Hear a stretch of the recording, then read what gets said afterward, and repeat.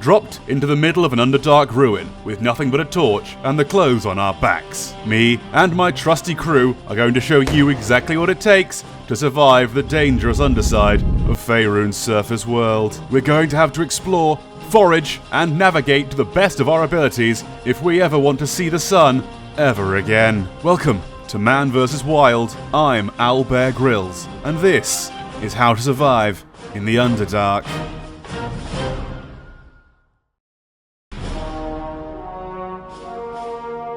First of all, we'll need supplies if we're going to last very long out there. So, survival tip number 1.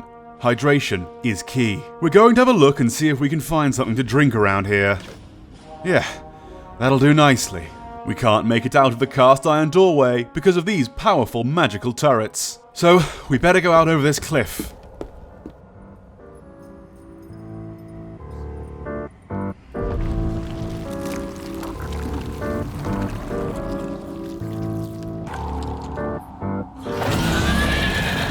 This here is a spectator, a lesser cousin of the beholder. This beast shoots random rays at its enemies before biting them with those massive chompers. Not to worry though, as even if your enemy slips behind a wall, a wizard can easily win the day with some well-placed back shots. That's a stupid line, cut that one.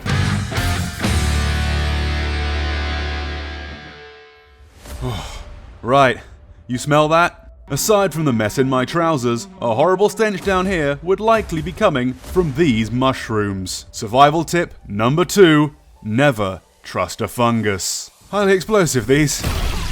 These bright orange mushrooms can deal you significant damage, and when you pair them with these dizzying mushrooms that cause you to wander around like a headless chicken, the combo can be quite deadly. Keeping your belly full is also vital to survival down here, but luckily, there's plenty to eat. And since we're looking for a good meal, you can try to hunt down a hook horror. Notable for looking like someone was making a crab monster and gave up halfway through, they're a real treat if you can catch one, because they're pretty much part chicken and part crab. Though this walking surf and turf often does not work alone, hunting in ambush packs and communicating by scratching their hooks at different frequencies. So, if you're hearing the sounds of distant scraping, be prepared to fight the endless buffet. Remember, avian flu exists even among these strange species, so always chop them up with a heated implement before you tuck in. Well, I guess that's survival tip number 3. Bring a giant. For the vegetarians among you, there's mushrooms on nearly every surface, though ensure it's not alive first. These here are the myconids.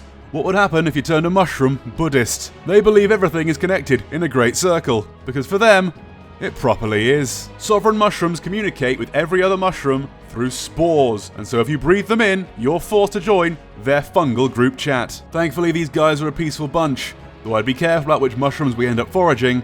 We don't want to eat someone's cousin.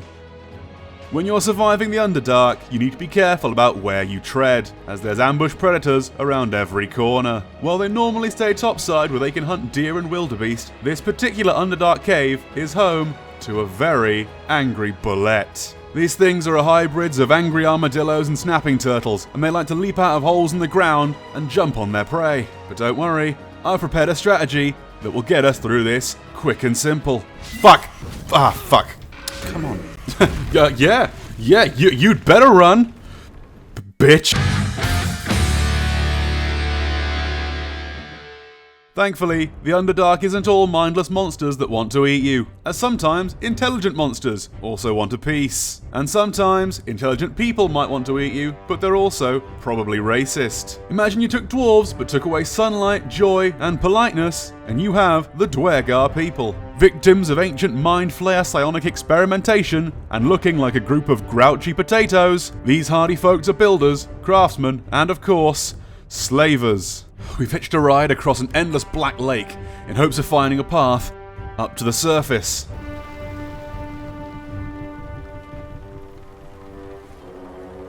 Human, what are you doing on Gek's raft?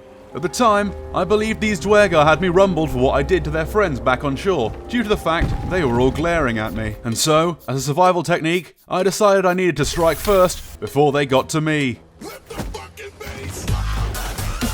It was only later I'd find out that an angry glare is just how they say hello.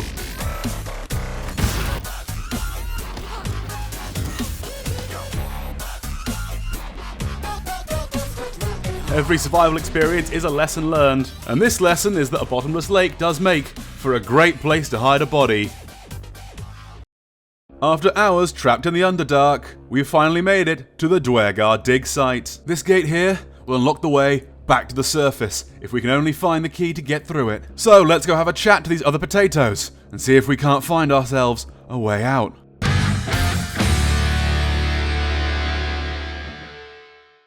Finally, we have found the key that gets us topside. However, it is buried with a drow elf named Nier. And the tools we need to blast him out of this pit that he's in can be found past these slimes. These big balls of acid eat everything they touch.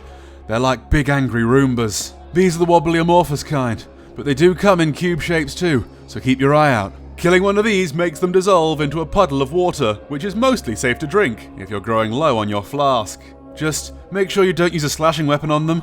You'll find yourself very quickly outnumbered.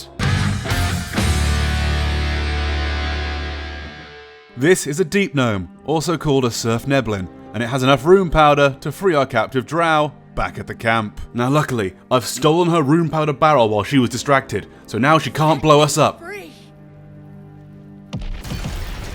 Well, okay. Fuck me, I guess. With the rune powder now in hand, all we have to do is safely detonate it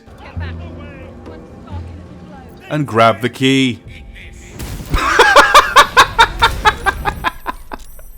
Oh my god, that's never happened to me before. I suppose we're leaving the others behind. With the key now in hand, we can finally take the lift up and emerge into the brilliant, shining daylight. Being trapped underground may be difficult, but if you're smart, keep up your morale, and remember what I've taught you, you too can see the sun once again.